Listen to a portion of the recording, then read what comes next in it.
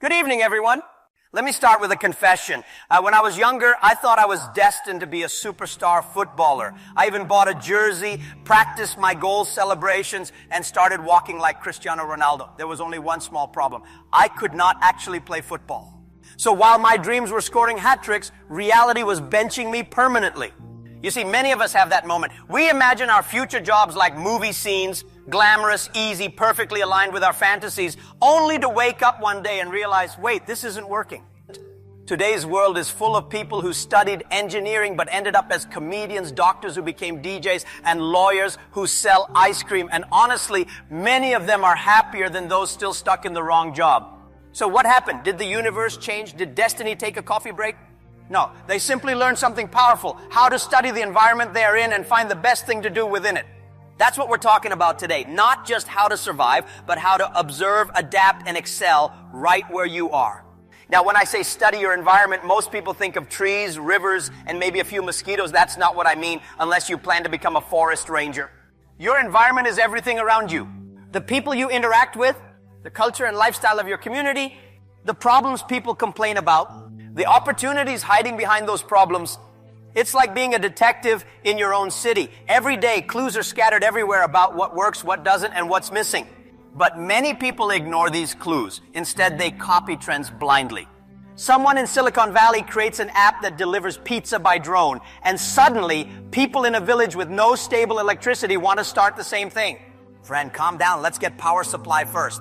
You can't build skyscrapers on sand. You must build according to your environment. If everyone in your community needs clean water, don't go building luxury shoe boutiques. You might have the best shoes in town, but if your customers are walking barefoot to fetch water, who will buy them? The environment speaks, but only those who observe carefully can hear it. Let's talk about observation, because this is where the magic begins. Most people are too busy talking, scrolling, or comparing themselves to others to notice what's actually happening around them. Observation is not just about seeing, it's about understanding. It's like when you enter a friend's house and you instantly know whether to remove your shoes or not. You read the signs, the polished floor, the fancy rug, the way the mother is already giving you that look. Better don't bring dust into my house. Observation saves you from embarrassment. And in life, it can save you from failure. To study your environment, start by asking, what are people around me struggling with? What services or skills do they value most? What's missing in this community that I could provide? What trends are rising here, not just abroad? For example, someone in a farming community might discover that most farmers struggle to sell their produce at fair prices. A smart observer could create a small marketplace or delivery network to connect farmers with buyers. That's a business born from environmental awareness.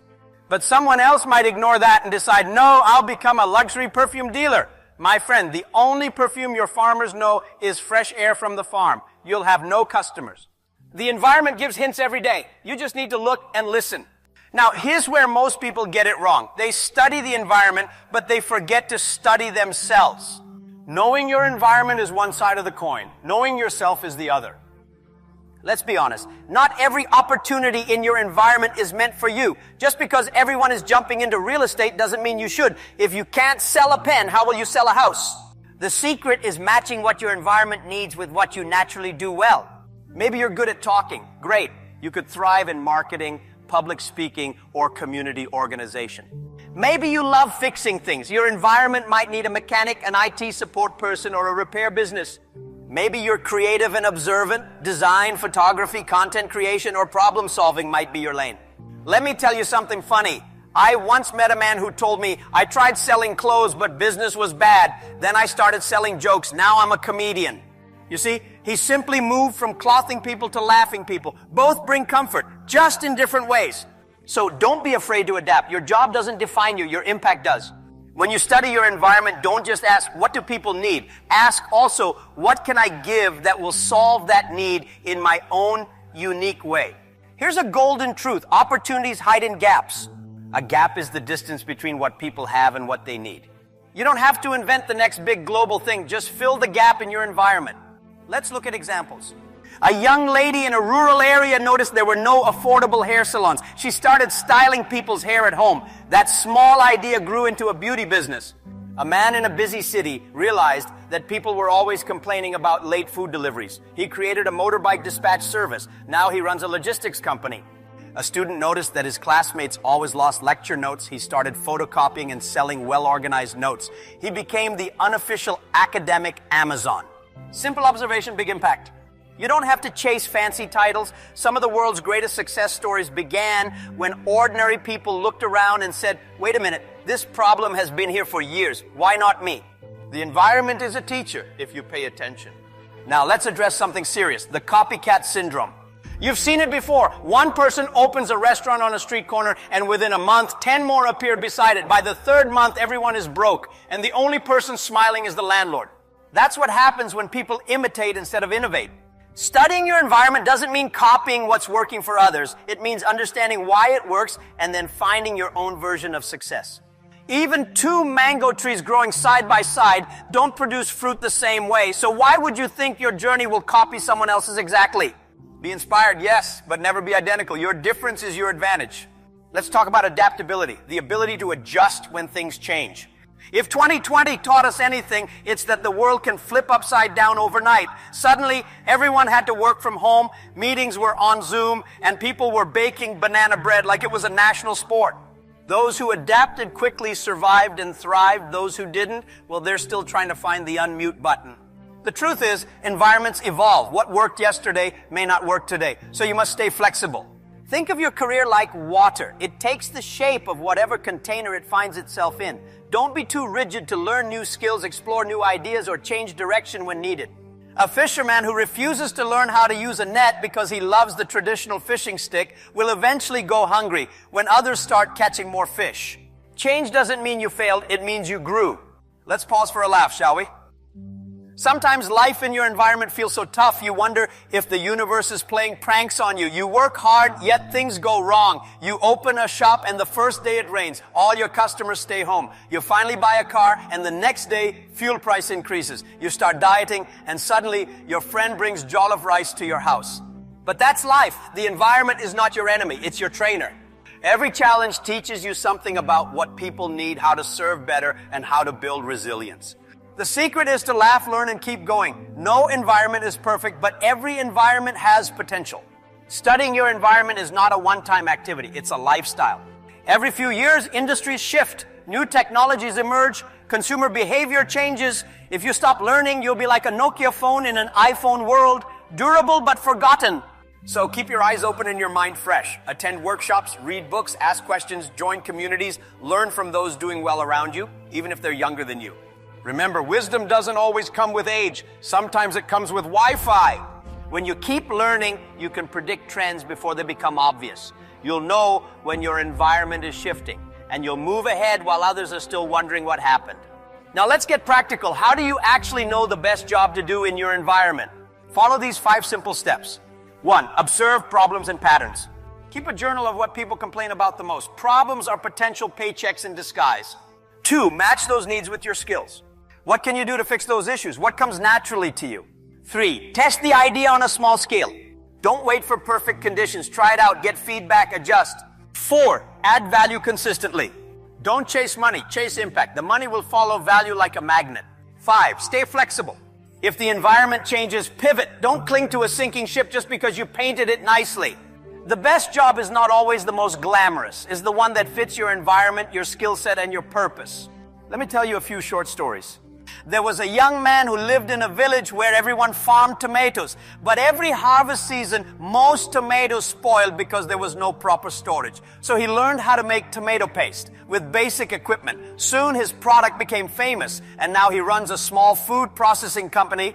What did he do? He studied his environment, saw the waste, and turned it into wealth.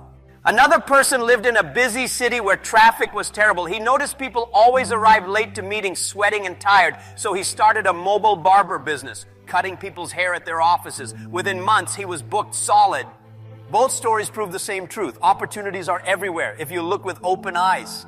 Passion, the word that gets thrown around everywhere. Follow your passion, they say. But let's be honest, if your passion is sleeping, nobody will pay you for it. Passion is great, but it must meet purpose and profitability. If your environment doesn't need what you're passionate about, then you need to adapt it. Love baking? Maybe your area doesn't need cakes, but it needs affordable bread. Love fashion? Maybe your community needs school uniforms, not designer suits. Channel your passion through the lens of relevance. When passion meets purpose, success is inevitable. One of the most powerful lessons you can learn is this: the best job is one that serves others. If you focus on solving problems for people, you'll never run out of opportunities. Money is a reward for service. Every business, every job, every success story is built on one foundation: service. Study your environment not to exploit it, but to serve it.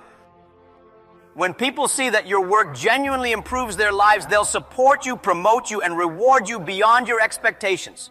As you explore new opportunities, get ready. Not everyone will believe in you. Some will laugh. Some will doubt. Some will even advise you to get a real job. That's fine. Most people only understand what they've already seen, not what's possible. When you study your environment and act boldly, you'll often look crazy at first. But remember, all great innovators were once seen as dreamers. Ignore negativity. Let your results speak louder than their doubts. And if they keep talking, well, as one wise person said, if people are talking behind you, it simply means you're ahead. Let's wrap this up with something deeper. Mindset. No matter where you live, what matters most is how you think. Two people can live in the same environment. One sees obstacles, the other sees opportunities. One complains, the other creates. Your mindset determines what your environment gives you. If you believe nothing good can come out of this place, your mind will prove you right. But if you believe I can make something great right here, your creativity will awaken. You might not control your environment, but you control your response to it.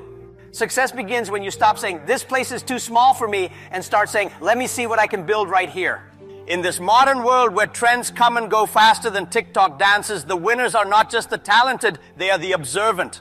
They notice what others ignore. They adapt while others complain. They move while others are waiting for permission. So be that kind of person, the one who studies their environment like a curious scientist and builds something meaningful out of it. If the world ever seems slow to recognize your value, don't give up. Remember, even diamonds spend time underground before they shine. Let's bring it home. The best job for you is not hiding in another country, another city, or another person's life. It's often right where you are. All you need to do is study, adapt, and act. Look around. What's missing? What's broken? What's possible? Then ask yourself, how can I use my gifts to make it better? If you do that, you'll not only find the right job, you'll find purpose, fulfillment, and freedom. Because when you understand your environment, you stop fighting it. You start flowing with it. You stop dreaming blindly and start building wisely. So the next time someone asks, what's the secret to success? Tell them it's simple. Study your environment, serve your people, and stay adaptable. And if all else fails, just remember, even if the environment doesn't give you lemons, you can always sell mangoes. Thank you very much.